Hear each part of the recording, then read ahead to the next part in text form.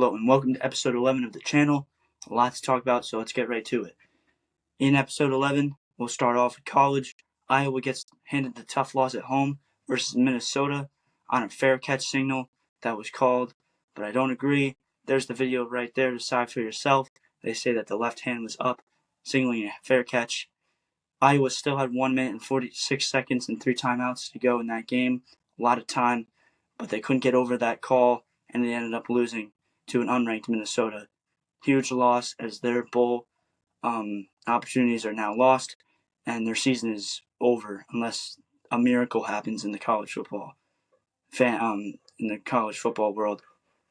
UNC gets upset at home versus Virginia. They say it's a rivalry every year, although UNC almost always wins it. They get handed the loss 31-28, out of the top 10, down back to the lower teens of the top 25, and they need a miracle just like Iowa to make a bowl. They might have an opportunity, but to make the national championship, they're definitely going to make. They're going to have to make or hope for a miracle, as that one's a tough loss for UNC fans. Number 7 Penn State loses at number 3 Ohio State. Tough loss. They didn't really play too great. Penn State. And that's how it was a tough loss. Unlike the other two teams, UNC should have blown Virginia out, and Iowa gets the tough loss on a referee call. But Penn State wasn't even close. I mean, they had 6 drives up to the fourth quarter, and they punted on 5 of them, or 4 of them, because they had 2 field goals. They didn't find the end zone the whole game, and Ohio State stays at number 3. Very much alive in the college football playoffs coming up in just a couple of weeks. Alabama is back in the top 10, sits at number 9 with the win over number 11 Tennessee, as they were down 13-0 in that game and came back to win. So that's huge for Alabama, because even though they got handed that loss early to Texas, they still regained not losing, staying healthy, staying prepared to win. Still having a love for the game, as it shows. Another week goes by and it shows that Colorado doesn't really have it after they made this whole entire thing personal, but I'll get to that in a second. Even though they were handed that ranked loss, they still, week by week, built it back up, and now they're back in the top 10 and very much alive for the college football playoffs. Switching over to the NFL, the Giants get the win at home versus Washington. And I know that it looks at 2-5, their season could be over, but who knows? NFL can be very wild, and it was a division win. So if all crap hits the fan, they have a chance to maybe win the division, but they're not going to do it if the Eagles and Dallas keep their success up, which I believe they will. So they're fighting for a wild card spot, although they do have a slim chance looking at their schedule ahead. They verse the Jets this week. The Jets, they also verse the Raiders. They also verse Washington again. And I'll pop it up on the screen here. And I know they verse the Patriots. Then they have a bye week. And off the bye week, I think they still have a slim chance, but to maybe go 9-8 at best. And maybe slip into the wild card. But definitely, you got to get off to a good start like they did last year. And they didn't show it this year. But getting the win at home shows that maybe they won't go 2-7 for like years past. Other than last year, it's been a recent occurrence for the Giants to start off really bad and then just hope for a good draft pick like many other teams. But this year could be different. Unlike last year where they were great, unlike other years where they were terrible the whole year. So it'll definitely be interesting as I wear my Giants jersey. As they said, announced this week, that they are going to keep Saquon Barkley. Interesting decision, considering that they statistically have a chance, but realistically they have no chance. So it's very interesting to see that they will keep Barkley on the Giants, and he said that he obviously wants to stay. But when you get the media shoved in your face, you kind of just look like you want to say the right thing. But unlike that, I think he actually does want to stay there. So it'll be a very interesting decision going forward. or a very interesting idea to see what they would do with him, what he'll do, like a Jonathan Taylor situation, and stuff like that.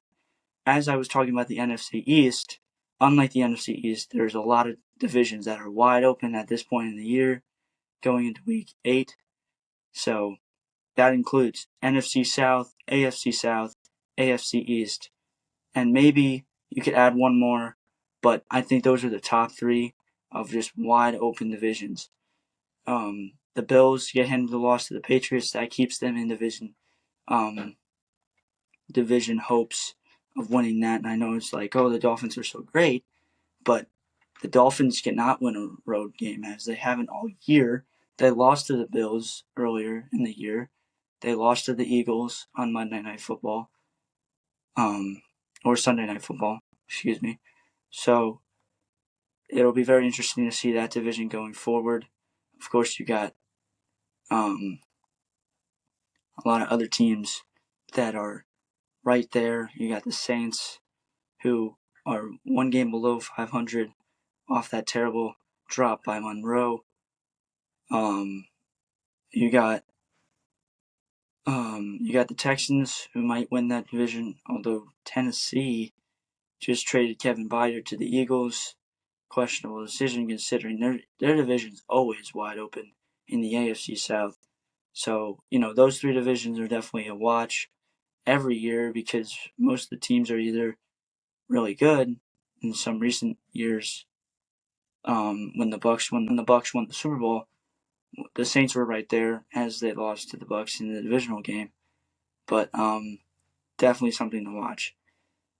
Switching back, Air Force would be in the college football playoffs this season if the season ended today, which is amazing because the last time a team made the playoffs and won it was back in 1946 when Army won, which is crazy because that helps all of those teams to prove that they have competitiveness too, and they won against Navy, so it'll be interesting what they'll be ranked this week as they continue to try to stay undefeated and have a miracle season keep going. So very interesting stuff with all of that. Eagles and the Chiefs are 6-1. Those are the only teams that only have one loss. They had 0 penalties against the Dolphins on Sunday Night Football, but there were a lot of calls that should have been called, as I'll pop that up through things throughout the video. But I think the Dolphins still, no matter if those penalties were called and how it would have affected things, they still have to get together and win on the road, as they couldn't do it against the Eagles, and like I said, the Bills earlier. So it'll be very interesting. Although the Dolphins should win that division, it'll be very interesting to see if another team has a miracle season, like the Bills have had a tough start, Patriots a tough start. Will the Dolphins continue their excellence, or will another team take it? I know the Jets are back and forth just like the Bills this year, and it'll be a very interesting thing to watch in the next couple of weeks. I'm wearing the Seahawks hat as they wear their throwback unis this week, and Tennessee also does with a little uniform news. Very interesting to see this whole retro thing that the NFL has. Is this jersey is from the 1980s, 1990s. The Eagles brought back Randall Cunningham era. Titans are bringing back Eddie George era. Seahawks are bringing back, the 90s as well, just like the Giants. It's really interesting to see that, as I believe that the Giants really started this whole thing when they introduced this jersey last year. They were one of the first teams to bring back an older jersey, as it looks like a reoccurring thing now. Like Tampa Bay did it a couple weeks ago. I think it's a really good retrospect on the NFL. So it'll be interesting to watch how many other teams bring back something old. But yet again, some teams aren't that old. Like the Texans, 2003, they were introduced. So it'll be very interesting to see uniform news-wise what some teams do. Will the Giants change their jerseys? I've seen a lot of news that this might become the home jersey with the color rush right there, and this one, a better look right there, being the home and away and maybe making a third alternate, or the design that I made earlier this week right there, matching the helmet and the jersey, if that could be a thing as an alternate, or the home jersey under new management with Brian Dabo as the new coach. Will they change that? Very interesting to watch, very interesting to see. Thanks for all the support on YouTube, Spotify, and Instagram. Hopefully there will be a Shopify coming this November. Thanks for all the support as it continues to grow. I'm really trying to put a lot of work into this, and I know that it might look a little bit slow or whatnot, but I try to be the best because I'm not really a camera right in front of my face type of guy. But thank you for all the support yet again, and as always.